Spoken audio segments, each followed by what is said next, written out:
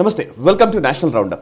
జాతీయ వార్తాంశాలని జాతీయవాద దృక్పథంతో విశ్లేషించే చర్చా కార్యక్రమం నేషనల్ రౌండప్ 139వ ఎపిసోడ్తో మీ ముందుకు వచ్చాము. ఈ వారంలో జరిగిన జాతీయ వార్తాంశాలపై విశ్లేషించేందుకు సీనియర్ జర్నలిస్ట్ సురేష్ కొచ్చాట్ల గారు ప్రస్తుతం మనతో ఉన్నారు. వారితో మాట్లాడదాం. నమస్కారం. నమస్కారం సాయి గారు. సార్, సురేష్ కొచ్చాట్ల గారు, ఈ వారం నేషనల్ రౌండప్లో మొదటి అంశము అంటే యాక్చువల్లీ ఇప్పటికే హర్యానా, మహారాష్ట్ర, ఢిల్లీ ఎన్నికల తర్వాత ఇప్పుడు బీహార్ ఎన్నికల హడావిడి మొదలైనట్టుగానే మనకు కనబడుతుంది స్పష్టంగా. బీహార్కి సంబంధించి కొన్ని పొలిటికల్ ఈక్వేషన్స్, డెవలప్మెంట్స్ ఇవన్నీ చకచకా జరిగిపోతున్నాయి. ఇప్పుడు రీసెంట్గా కాంగ్రెస్ కొత్త ఇన్ఛార్జిని నియమించింది, కృష్ణ అల్లవారు అనే వ్యక్తిని. అండ్ ఈ డీలిమిటేషన్ వివాదము జోరందుకుంది. ఇక్కడ తమిళనాడు ముఖ్యమంత్రి స్టాలిన్ మొత్తం సౌత్ ఇండియన్ స్టేట్స్కి సంబంధించినటువంటి వాళ్ళందరినీ కూడా ఒక దగ్గరికి తీసుకొచ్చి మీటింగ్స్ నిర్వహిస్తూ ఉండడము, డీలిమిటేషన్ గురించి మాట్లాడుతూ ఉండడము అండ్ ఫేర్ డీలిమిటేషన్ అనడము. ఇందులోనేమో డైరెక్ట్గా బీహార్ అండ్ యూపీలని కోట్ చేస్తూ మాట్లాడుతున్న సందర్భాలు కూడా ఉన్నాయి. సో బీహార్లో ఎలక్షన్స్ జరగబోతుంది. ఇండి అలయన్స్ నిజంగా అలయన్స్ లా ఉన్నట్టే భావించాలా, లేకపోతే డిఎంకే వాయిస్ ని అక్కడ ఎలా స్వీకరించే అవకాశం ఉంది? తేజస్వి యాదవ్ పాపులేషన్ బేస్డ్ గానే డీలిమిటేషన్ జరగాలంటున్నారు. ఇంకోవైపు తమిళనాడు సీఎం ఏమో పాపులేషన్ కుదరదంటున్నాడు. ఇక్కడ కాంగ్రెస్ రేవంత్ రెడ్డి లాంటి వాళ్ళు కూడా పాపులేషన్ కాదు, వేరే అంశాలని జీడిపి లాంటివి కూడా ప్రాతిపదికగా తీసుకోవాలంటున్నారు. సో అఖిలేష్ యాదవ్ ఏమో ఈ ప్రతిపాదనలకి సపోర్ట్ చేస్తున్నారు. సో ఏం జరుగుతోంది? ఈ డీలిమిటేషన్ అనేది బీహార్లో కాంగ్రెస్ని లేదా ఇండి అలయన్స్ పార్ట్నర్స్ని ఇప్పుడు ఆర్జేడీతో కలిసి వెళ్తున్న నేపథ్యంలో వాళ్ళకి ఇబ్బందికరంగా మారే అవకాశాలు ఉన్నాయా? ప్రస్తుతం బీహార్లో ఈ డీలిమిటేషన్ని ఎట్లా అర్థం చేసుకోవాలి? మీడియా నుంచి వస్తున్నటువంటి కథనాలు కానివ్వండి, ముఖ్యంగా ఉత్తరాదిలో వస్తున్నటువంటి కథనాలు కానివ్వండి, ఏంటి? సాయి గారు, మనకు అందరికి తెలుసు డీలిమిటేషన్ గురించి చాలా డీటెయిల్డ్గా మనం డిబేట్ చేసాం. కానీ బీహార్లో జరగబోయే ఎలక్షన్, ఎందుకంటే ఇప్పుడు ఇదంతా అయిన తర్వాత ఫస్ట్ మేజర్ ఎలక్షన్ మహారాష్ట్ర తర్వాత బీహార్కి వస్తుంది అనమాట. దీని తర్వాత అస్సాం కూడా ఉంది, అస్సాంతో సహా. దాని తర్వాత నెక్స్ట్ 2026లో ఉత్తరప్రదేశ్ వస్తుంది. చాలా 3 పెద్ద స్టేట్స్ అనమాట. అండ్ బీజేపీకి చాలా ప్రెస్టీజియస్ స్టేట్స్ దాన్ని. దీంట్లో బీహార్లో మనం చూస్తున్న దీంట్లో బీహార్ ప్రాబ్లం ఎక్కడ వచ్చిందంటే, బీహార్లో మనం ఎన్డీఏ కూటమికి 138 సీట్లు ఉన్నాయి సాయి గారు. 243 ఉన్న అసెంబ్లీలో 138 సీట్లు ఇప్పుడు ఉన్నాయి. దాంట్లో బీజేపీకి 84, జేడీయూకి 48. వాళ్ళ అలయన్స్ పార్ట్నర్స్ 2 హెచ్ఏఎంఎస్, ఇండిపెండెన్స్ 2 ఉన్నారు. అదే టైంలో మీరు వాళ్ళ మహాగఠబంధన్ చూస్తే, ఇండి అలయన్స్ అని చూస్తే ఆర్జేడీకి 72 సీట్లు ఉన్నాయి, బీజేపీకి 84, ఆర్జేడీకి 72. దాని తర్వాత ఇండియన్ నేషనల్ కాంగ్రెస్కి 17. అక్కడ సిపిఐ ఎంఎల్ అనే పార్టీ ఉంది సాయి గారు, అది as a part of the INDI alliance. వాళ్ళు కూడా మార్క్సిస్ట్ లెనినిస్ట్, సిపిఎం కాదు, సిపిఐ కాదు, అంటే హార్డ్ కోర్ మావోయిస్ట్ ఐడియాలజీ వాళ్ళు యాక్సెప్ట్ చేస్తున్న పార్టీ సిపిఐ ఎంఎల్. వాళ్ళకి అక్కడ 11 సీట్లు ఉన్నాయి సార్. అక్కడ సిపిఐ సిపిఎం కూడా 2 సీట్లు ఉన్నాయి. నెక్సల్ బెల్ట్ కొంచెం ఏరియా ఇంపాక్ట్, కన్హయ్య కుమార్ వీళ్ళంతా కరెక్ట్ అక్కడి నుంచి ఆ దండకారణ్య బెల్ట్ నుంచి వస్తున్న ఛత్తీస్గఢ్ వైపు వచ్చి అక్కడి నుంచి మళ్ళీ సౌత్కి వచ్చి తెలంగాణ, ఆంధ్ర వైపు వెళ్తుంది అనమాట. సో ఈ పరిస్థితుల్లో మనం చూస్తే 138, 104 వచ్చే ఎలక్షన్లో ఇప్పుడు అలయన్స్తో పాటు వెళ్తే మీరు ఇదే అలయన్స్ మెయింటైన్ చేసుకుంటున్నారు. కానీ కాంగ్రెస్ పరిస్థితి ఏంటి? కాంగ్రెస్లో ఇప్పుడు ఆల్రెడీ మొదలైంది ప్రాబ్లమ్స్. కృష్ణ అల్లవర్ అని చెప్పి మీరు చెప్పినట్లు అపాయింట్ చేశారు, కానీ కృష్ణ అల్లవర్ చెప్తున్న మాట ఎవరు వినట్లేదు అక్కడ. వాళ్ళు ఏమంటున్నారంటే, లోకల్ కాంగ్రెస్ లీడర్స్ ఏమంటున్నారు, ఈ మనిషికి అసలు ఏం తెలియదు లోకల్ పాలిటిక్స్ గురించి, మీరు ఎక్కడి నుంచో తీసుకొచ్చి ఇక్కడ పెడితే ఎట్లా? లోకల్ బీహార్ పాలిటిక్స్ అర్థం చేసుకున్న మనిషి, ఎందుకంటే బీహార్ పాలిటిక్స్ చాలా కాంప్లికేటెడ్. మనం ఉత్తరప్రదేశ్ పాలిటిక్స్ అంటాం మనం, కానీ ఉత్తరప్రదేశ్ కన్నా కాంప్లికేటెడ్ బీహార్. క్యాస్ట్ ఈక్వేషన్ ఒక్కొక్క సీట్కి అక్కడ ఇక్కడ మారిపోతుంది. నిజానికి అసలు భారతదేశానికి సంబంధించి ఒక నాలెడ్జ్ బేస్ అక్కడ నుంచే వచ్చింది. పాటలీపుత్రం, చాణక్యుడు అక్కడ నుంచి లెక్కేసుకుంటే ఐఏఎస్ ఆఫీసర్, ఈవెన్ సోషలిస్ట్ ఉద్యమం, correct, Jayaprakash Narayan correct. And in fact మనం చూసుకుంటే ఇప్పుడు సాయి గారు, ఇప్పుడు బీజేపీ మీరు చెప్తున్నట్టు ఎలక్షన్ పోటీ చేస్తున్నప్పుడు కూడా అక్కడ ఎడ్యుకేషన్ సిస్టమ్ చాలా ఫార్వర్డ్గా ఉంది. వాళ్ళ బేసిక్ ఎడ్యుకేషన్ బాగాలేదు, కానీ బీహార్ నుంచి పిల్లలు ఎగ్జామ్లో క్వాలిఫై అయ్యి చాలామంది క్వాలిఫై అవుతారు. వాళ్ళు ఢిల్లీకి వెళ్ళి, కోటాకి వెళ్ళి అక్కడ ఇక్కడ చదువుకొని ఐఏఎస్ కూడా చేసుకొని వస్తారు. బీహార్ నుంచి చాలామంది ఉన్నారు ఐఏఎస్ ఆఫీసర్. సో మనం బీహార్ అని చెప్పి ఇప్పుడు పొలిటికల్ మెచ్యూరిటీ కూడా ఎక్కువ. వాళ్ళకి కొంచెం మనం అప్పుడప్పుడు వాళ్ళని రెడిక్యూల్ దాం, మరి ఏంట్రా వీరు ఇట్లా ఉన్నారు బీహారీ వాళ్ళు అంటే, కానీ వాళ్ళకి ఉన్న నాలెడ్జ్ చాలా ఉంది సార్. దాన్ని మనం ఎక్కడ పక్కన పెట్టలేము అనమాట. కానీ స్పెసిఫిక్గా మనం ఇక్కడ మాట్లాడేది ఏంటంటే, బీహార్లో వచ్చే ఎలక్షన్లో ఏం జరుగుతుంది? అందుకు చాలామంది నా దగ్గర అడిగారు ఈ ప్రశ్న, నెక్స్ట్ ఎలక్షన్ ఏం జరుగుతుందని చెప్పి. నేను కూడా చెప్పలేను, కానీ ఒక సంకేతం వస్తుంది అక్కడికి చాలా క్లియర్గా. ఏంటంటే కాంగ్రెస్ వాళ్ళు ఆల్రెడీ ఏడవడం మొదలుపెట్టారు. మాకు ప్రామినెన్స్ ఇవ్వట్లేదు ఎవరు, Tejashwi Yadav. Lalu Yadav is not in a position ఇప్పుడు అంత ఎక్కువైనా మాట్లాడలేదు, ఏం చేయట్లేదు. తేజస్వి ఏమంటున్నా అంటే మేము ఇచ్చే సీట్లు మీరు తీసుకోండి, ఓకే, ఎందుకంటే ఇచ్చే సీట్లు మీరు తీసుకోండి అంటే మళ్ళీ కాంగ్రెస్ వాళ్ళు ఏం చేసుకుంటారు. పోయిన ఎలక్షన్లో కాంగ్రెస్కి వీళ్ళు ఇచ్చిన సీట్లు 19, కాంగ్రెస్ గెలిచింది 11, 8 సీట్లు తగ్గింది వాళ్ళు, పోయింది 8 సీట్లు పోయింది. అదే టైంలో ఆర్జేడీ స్ట్రైక్ రేట్ చూడండి, 75 సీట్ల పోటీ చేస్తే 70 గెలిచారు. Strike rate is very good. BJP చూడండి 74 సీట్లు వచ్చింది, 21 సీట్లు ఎక్కువ వచ్చింది లాస్ట్ టైం కన్నా వాళ్ళకి. జేడీయూ 43, 28 సీట్లు తగ్గింది. సో అప్పుడు కూడా ముఖ్యమంత్రిని చేశారు ఎవరిని, నితీష్ కుమార్. ఇది షిండేతో చేసిన అదే ప్రాబ్లం ఇక్కడ కూడా, తక్కువ సీట్లు ఉండగానే ఆయనకు ముఖ్యమంత్రి పదవి ఇచ్చారు. ఎందుకంటే అతను ఈ came out of the alliance with RJD and joint BJP అన్నమాట. సో దానికోసం ఇచ్చేశారు. కానీ ఈసారి ఏం జరుగుతుంది, మొన్న న్యూస్ వచ్చింది 2 రోజుల ముందు, నితీష్ కుమార్ కొడుకు కూడా పాలిటిక్స్లో వచ్చేస్తున్నాడు అని చెప్పేసి. సో ఒక వారసత్వం మొదలైంది మాట అక్కడ కూడా. సో మన డైనస్టీ పాలిటిక్స్, జాయింటీ పాలిటిక్స్, కానీ he will not get that prominence. Nitish కుమార్కు అంత ప్రామినెన్స్ రాదు. బహుశా మన ఒరిస్సా సిచ్యువేషన్ లాగా చూస్తున్నాము. ఒరిస్సాలో మనం ఒక 3 సంవత్సరాల ముందు కూడా, 2 సంవత్సరాల ముందు ఒడిశాలో నవీన్ పట్నాయక్ అసలు ఇక్కడ వెళ్ళరు, గెలుస్తాడు డెఫినెట్గా అని మనకు ఒక ఒపీనియన్ ఉండే. ఇది అన్నది లాంగెస్ట్ సర్వింగ్ చీఫ్ మినిస్టర్స్, మంచి పర్ఫార్మెన్స్, మోదీ గారితో ఎక్కువ గొడవ లేదు. ఆయన స్టేట్ చూసుకున్నారు, స్పోర్ట్స్ చాలా మంచి ఇంప్రూవ్ చేశారు, బేసిక్ ఎడ్యుకేషన్ ఇంప్రూవ్ చేశారు, హెల్త్ కేర్ ఇంప్రూవ్ చేశారు, చాలా మంచి పని చేశారు. కానీ గెలిచింది ఎవరు, బీజేపీ. అక్కడ ఉన్న పాలిటిక్స్ మన బీహార్ పాలిటిక్స్ని కంపేర్ చేయలేము. అక్కడ అంత ఇది కాదు. అక్కడ ఏమైపోయిందంటే it was only dynasty politics. అక్కడ కూడా ఆయన ఒక పాండ్యన్ అని చెప్పి ఒక తమిళనాడు కేడర్ ఐఏఎస్, అంటే వాళ్ళ కేడర్ ఐఏఎస్ ఆఫీసర్ తమిళనాడు నుంచి, అతన్ని ఒక నా తర్వాత ఈయన అని చెప్పేసి కూర్చోబెట్టాడు. అది అక్కడ లోకల్ పాపులేషన్ యాక్సెప్ట్ చేయలేదు. ఎక్స్ట్రా కాషనల్ అథారిటీ అయిపోయారు ఈయన పాండ్యన్, హెలికాప్టర్ తీసుకొని తిరగడము అది ఇది అని చెప్పేసి అక్కడ. సో కోపం was not with Naveen Patnaik, ఆయన మీద కోపం లేకుండే, పాండ్యన్ మీద కోపం చూపించారు ఎలక్షన్లో. అండ్ బీజేపీ ఎప్పుడు అనుకోలేదు మేము అక్కడ కలుస్తాం, బీజేపీ కలిసి. So that is a lesson for BJP in Bihar. మీరు బీహార్ గురించి మాట్లాడుతున్నాడు, బీహార్లో చాలా కేర్ఫుల్గా బీజేపీ గేమ్ ఆడాల్సి వస్తుంది. 74 సీట్లు ఇప్పుడు ఉన్నాయి, ఈసారి 80 తీసుకుంటారా, నితీష్కి తక్కువ ఇస్తారా చెప్పలే. సో ఈ పోటీ చేసిన సీట్ నుంచి గెలవడం సీట్లు స్ట్రైక్ రేషియో కూడా చూస్తే ఆర్జేడీకి ఉన్న స్ట్రైక్ రేషియో వీళ్ళకి వస్తుందా లేదా అని చాలా ఒక డౌట్ ఉంది ఇప్పుడు ఆల్రెడీ. కానీ తేజస్వికి యూత్లో చాలా వరకు పట్టుంది అని వింటూ ఉంటాం సార్. మామూలుగా అయితే నేషనల్ ఛానల్స్లో వీటిల్లో కూడా చాలా తేజస్వికి ఆ పర్టికులర్ బీహార్ స్టేట్కి సంబంధించినటువంటి దాని మీద పట్టుందని ఇప్పుడు చూస్తున్నారు మీరు. ఒకవైపు రాహుల్ గాంధీ, ఇంకోవైపు నరేంద్ర మోదీ. యూత్ని ఆకర్షించేది ఎవరు ఎక్కువ, కరెక్టే, మోదీ గారు. సో కానీ నితీష్ కుమార్ అది చేయలేకపోతున్నారు. బికాస్ ఒకటి ఆయన బాడీ లాంగ్వేజ్ మీరు చూడండి, ఒక లేజీ బాడీ లాంగ్వేజ్.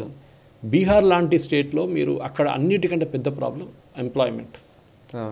ఎందుకంటే బీహార్లో పెద్ద పెద్ద ఫ్యాక్టరీలు ఏమి ఉండదు, మైనింగ్ ఒక పెద్ద బిజినెస్ అక్కడ, అది కూడా మాఫియా బిజినెస్, కోల్ మైనింగ్ అంతా నడుస్తుంది. బీహార్లో ఫ్యాక్టరీలు అనేది ఎక్కువ రాదన్నమాట. జార్ఖండ్ వెళ్ళిన తర్వాత వాళ్ళకి ఇంకా వాళ్ళ రెవెన్యూ తగ్గిపోయింది వాళ్ళ వైపు నుంచి, ఇంకా మైనింగ్ చాలా మటుకు జార్ఖండ్కి వెళ్ళిపోయింది అనమాట. బీహార్లో గెలవాలంటే ఒకటి మీ క్యాస్ట్ ఈక్వేషన్, యాదవ్ ఒకవైపు, మిగతా బ్యాక్వర్డ్ కాస్ట్ ఇంకోవైపు, వీళ్ళని అందరినీ మెయింటైన్ చేసుకుని వెళ్తే బీజేపీ ఇంకోవైపు. చాలా కేర్ఫుల్గా ఉండి గేమ్ ఆడాల్సి వస్తుంది బీజేపీకి. ఎందుకంటే ఈ వచ్చే ఎలక్షన్లో ఐ థింక్ మోదీ గారు ఫేస్ పెడతారు ముందు. నితీష్ కుమార్ ముఖ్యమంత్రి అని బీజేపీ ఆల్రెడీ అనౌన్స్ చేసేశారు. నితీష్ కుమార్ ఏమో దీనికన్నా ముందు కూడా సాయి గారు మీకు గుర్తుంటుంది, నేను ఇంకా పోటీ చేయను, నాది అయిపోయింది, నేను ఇంకా పోటీ చేయను అని చెప్పి 3 సార్లు అనౌన్స్ చేశారు. కానీ మళ్ళీ ఆయన పోటీ చేశారు, మళ్ళీ ఎలక్షన్ గెలిచారు. మళ్ళీ దాని తర్వాత మళ్ళీ చివరి ఎన్నికలను లాస్ట్ టైం కూడా చెప్పాడు, చివరి ఎన్నిక చెప్పుకుంటూ వెళ్తున్నారు. సో టిపికల్ మన బాలీవుడ్ హీరో లాగా అనమాట. ఎంతైనా కానీ ఇంకా 70 అయితే కూడా చెట్ల వెనక తిరుగుతూ ఉంటాడు హీరోయిన్తో అనమాట. So it is Rahul Gandhi ఏమంటున్నారంటే ప్రెషర్ టాక్టిక్స్ అది పనికిరాదు బీహార్లో, మీరు ప్రెషర్ టాక్టిక్ ఎక్కువ చేస్తే వీళ్ళు వెళ్ళిపోతారు, ఇది ప్రాబ్లం అవుతుంది. సో ఇది అడగాలంటే ఇప్పుడు జస్ట్ ప్రెషర్ టాక్టిక్స్ పెట్టి కూడా కాంగ్రెస్కి ఎక్కువ సీట్లు రావు అక్కడ. ఈ రాహుల్ గాంధీ ఏమంటున్నారు, మీరు రెస్పెక్ట్ షుడ్ బి ఎర్న్డ్ అంటున్నారు. అది చాలా ఐరనీ అన్నమాట. సో ఈ స్పెక్యులేషన్ లాస్ట్ 3-4 వారం నుంచి స్పెక్యులేషన్ నడుస్తుంది, ఇది వీళ్ళిద్దరూ సపరేట్గా పోటీ చేయబోతున్నారా లేదా అని చెప్పేసి. కానీ రాహుల్ గాంధీ హిమ్సెల్ఫ్, ఖర్గే గారు కూడా అనౌన్స్ చేశారు కాంగ్రెస్ పోటీ చేయాలి. ఇప్పుడు దీనివన్నిట్లో కాంగ్రెస్ అక్కడ లోకల్ ఎమ్మెల్యే ప్రతిమా దాస్ అనౌన్స్ చేశారంటే 243 సీట్లు కూడా మేమే పోటీ చేయాలి అని చెప్పారు. సో దాని తర్వాత సీనియర్ పార్టీ లీడర్ బీహార్లో కిషోర్ కుమార్ ఝా ఏమన్నారంటే అట్లీస్ట్ 100 సీట్లను మేము ఫైట్ చేయాలన్న. లాస్ట్ టైం మీకు వచ్చింది 11, మీరు ఈసారి 100 సీట్లు పోటీ చేస్తారంటే మీకు ఎవరు ఇస్తారంటే సీట్లు, ఎవరు. సో యూపీలో చూసాం ఇదే problem. Don't shoot more than what you are capable of అని చెప్తారు ఇంగ్లీష్లో. మీకు ఎంత మీ కిतना అవకాతే ఉత్నాయి కరో అంతే, దానికన్నా ఎక్కువ మీరు ట్రై చేయకండి అని చెప్పి. సో ఇమ్మీడియట్గా ఆర్జేడీ ఏం చేశారంటే ఈ పార్టీ లీడర్స్ చేసిన స్టేట్మెంట్ అంతా ఢిల్లీకి పంపించారు. ఇది మీ రాహుల్ గాంధీ చూడండి, ఇది మీ పార్టీ వాళ్ళు లోకల్గా చేసిన స్టేట్మెంట్, ఇది ఇట్లా ఉంటే మేము మీతో ఉండమని చెప్పేసి చాలా క్లియర్గా స్టేట్మెంట్ ఇచ్చేసారు. దాంతో ఇమీడియట్లీ ప్యానిక్ అయ్యి, ఎందుకంటే ఆర్జేడీ లేకుండా కాంగ్రెస్ పోటీ చేస్తే కాంగ్రెస్ అత్తా పత్తా లేకుండా పోతుంది ఇక్కడ Bihar. So at the same time ఇక్కడ బీజేపీ వైపు నుంచి ఆల్రెడీ వాళ్ళు they started selection of candidates. వాళ్ళు ఇది ఈ లెసన్ వాళ్ళు ఢిల్లీ నుంచి నేర్చుకున్నారు సాయి గారు. ఢిల్లీ ఎలక్షన్లో, దానికన్నా ముందు హర్యానా ఎలక్షన్లో క్యాండిడేట్ సెలెక్షన్ మీరు 6 నెలల ముందే చేయండి. నేను ఎన్నోసార్లు చెప్తాను తెలంగాణలో, మీకు గుర్తుంటుంది మన డిబేట్లు చెప్తూనే ఉంటాను చాలాసార్లు అనుకుంటాను. మీరు ముందే అనౌన్స్ చేయండి, ఆ క్యాండిడేట్కి అక్కడ 1 సంవత్సరం 2 సంవత్సరాలు పని చేయనియండి. రెబెల్ ఫ్యాక్టర్ ఉంటుంది, కొంతమంది పార్టీ నుంచి రిజైన్ చేసి వెళ్ళిపోతారు, అన్ని డ్రామాలు ఉంటుంది. కానీ election time it makes a major difference. అని చూసారు కూడా బీహార్లో అప్పుడు అదే నడుస్తుంది అనమాట. సో డెఫినెట్గా కాంగ్రెస్ అలయన్స్తో ఉంటారు వీళ్ళతోని. కానీ ఈ చెప్పినట్లు ఈ role, for example Rakesh Ranjan, Pappu Yadav, అతను ఎక్కడికి వెళ్తాడు తెలియదు. ఎందుకంటే కాంగ్రెస్ కోసం పోటీ జార్ఖండ్లో వెళ్ళి క్యాంపెయిన్ చేశారు, నార్త్ ఈస్ట్లో కూడా కొన్ని స్టేట్లో క్యాంపెయిన్ చేశారు. సో అక్టోబర్ నవంబర్ జరగబోయే ఈ ఎలక్షన్లో డెఫినెట్గా, ఎందుకంటే 2020 లోక్సభ చూస్తే 20 అసెంబ్లీ పోల్స్, దాని తర్వాత 2024 లోక్సభ చూస్తే చాలా డిఫరెన్స్ ఉంది సాయి గారు. ఎందుకంటే బీహార్ లోక్సభ ఎలక్షన్ కూడా మీరు కరెక్ట్గా క్యాల్కులేట్ చేస్తే బీహార్ లోక్సభ ఎలక్షన్ కూడా బీజేపీ చాలా మంచిగా పర్ఫామ్ చేస్తుంది. అక్కడ లేదని లేదు చెప్పలేము మనం, కానీ ఈసారి చేస్తారా లేదా, that is the big question. And నా అంచనా ప్రకారం ఈ సౌత్లో ఉన్న controversy, Hindi controversy BJP use చేసుకుంటారు. అక్కడ బీజేపీ క్యాంపెయిన్ మేనేజర్గా నేనుంటే నేను వాడుకుంటాను. నేను స్టాలిన్ స్పీచ్లు తీసుకెళ్ళి బీహారీలను తిట్టుతాను, బీహారీలు టాయిలెట్ క్లీన్ చేస్తున్నారు చెన్నైలో అని చెప్పి ఇచ్చిన స్టేట్మెంట్ నేను నార్త్లో ప్లే చేస్తాను తీసుకెళ్ళి. పాలిటిక్స్ అంతే, all is fair in love and war అంటారు. మేము వాడుకుంటామండి. మీ బీహార్ వాళ్ళు తిట్టారు, మీ వాళ్ళు కాంగ్రెస్ వాళ్ళు, కాంగ్రెస్ అలయన్స్ పార్ట్నర్ తిట్టారు, కాంగ్రెస్ వాళ్ళు నోరు మూసుకొని కూర్చున్నారు. మేమెందుకు కొట్లాడవు, మేమెందుకు దాన్ని యూజ్ చేసుకోకూడదు అని చెప్పేసి. సో డెఫినెట్లీ ఈసారి బీజేపీకి లోక్సభలో 5 సీట్లు తక్కువ వచ్చింది, డెఫినెట్. జేడీయూ కూడా 4 సీట్లు తక్కువ వచ్చింది. కానీ మనం ఓట్ పర్సంటేజ్ చూస్తే డెఫినెట్గా పాపులర్ ఓట్ 8%, వీళ్ళకి 20% బీజేపీకి వస్తే 18% జేడీయూకి వచ్చింది, 38% ఓట్లు వచ్చినాయి సాయి గారు. అదే టైంలో మీరు మిగతా పార్టీ చూస్తే కాంగ్రెస్ వాళ్ళ వైపు వెళ్తే 22% ఆర్జేడీకి వచ్చింది, అంటే కాంగ్రెస్ అలయన్స్. కాంగ్రెస్కి ఎంత వచ్చింది సాయి గారు? 9%. So you are shooting well above your height, అంతే కదా. యూ కెనాట్ అంతే. సో ఈ ఎలక్షన్లో కాంగ్రెస్కి ఇస్తున్న సీట్లు వాళ్ళు తీసుకోవాల్సిందే, వాళ్ళు ఇచ్చిన సీట్లో పోటీ చేయాల్సిందే.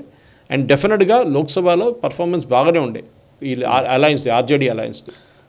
బీజేపీ కొంచెం తక్కువ పడ్డది అక్కడ, ఎందుకంటే బీజేపీ స్వింగ్ 3% అనుకుంటాను, -3%, వీళ్ళకి కూడా 3% జేడీయూ. సరే, అయితే ఇంకొకటి, మమతా బెనర్జీని, జగన్ని, ఇప్పుడు స్టాలిన్కి కూడా పనిచేస్తున్నటువంటి ప్రశాంత్ కిషోర్ సొంత రాష్ట్రం బీహార్. సో ప్రశాంత్ కిషోర్ కూడా సొంతగానే ఆయన పార్టీ పెట్టి ఎలక్షన్స్ కోసమని సన్నద్ధమవుతున్నట్టు కనబడుతోంది. చాలామందిని గెలిపించడానికి మాస్టర్ స్ట్రాటజిస్ట్గా పేరు తెచ్చుకున్నటువంటి ప్రశాంత్ కిషోర్ తనకు తాను తన పార్టీని అధికారంలోకి తెచ్చుకోగలడా? అసలు సిగ్నిఫికెంట్గా ఏమైనా ఉందా? లేదు సాయి గారు, మీరు లాస్ట్ టైం కూడా అతను కాంటెస్ట్ చేశారు, కానీ అసలు లేదు. బట్ ఈసారి కొంచెం సీరియస్గానే వర్క్ చేస్తున్నట్టుగా కనబడుతుంది. మీరు చెప్పిన ఒక ఎడ్యుకేటెడ్ ఆడియన్స్ని చూడండి బీహార్లో. మీరు చెప్పారు ఎడ్యుకేటెడ్గా బీహార్లో, ఆ ఎడ్యుకేటెడ్ అన్ఎంప్లాయిడ్ వాళ్ళని టార్గెట్ చేస్తున్నారు ప్రశాంత్ కిషోర్ది సోషల్ ఎక్స్పెరిమెంట్ మన అందరికి తెలుసు. ముందు మోదీ గారు 2014 ఎలక్షన్ పోటీ చేసే ముందే 2012 నుంచి గుజరాత్ ముఖ్యమంత్రి ఉన్నప్పటి నుంచి Prashant Kishor is working with him. అప్పుడు సిటిజన్స్ ఫర్ అకౌంటబుల్ గవర్నెన్స్ అని చెప్పి CAG అని చెప్పి ఒక అవుట్ఫిట్ పెట్టారు, NGO లాగా. దాంట్లో చాలామంది బయట నుంచి వచ్చారు సాయి గారు. And I work with them.